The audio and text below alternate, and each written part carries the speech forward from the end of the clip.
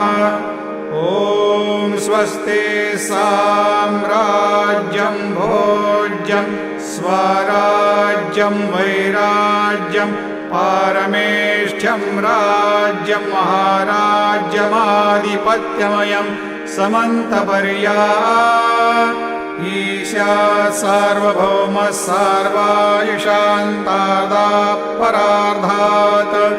पृथिव्यै समुद्रपर्यन्ताया एकराळिति तदप्येष श्लोकोऽभिगीतो मरुतः परिवेष्टारो मरुतस्यावसङ्ग्रहे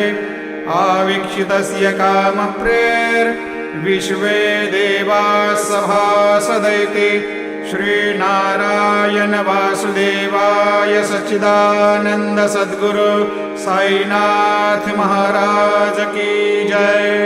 अनंता तुला ते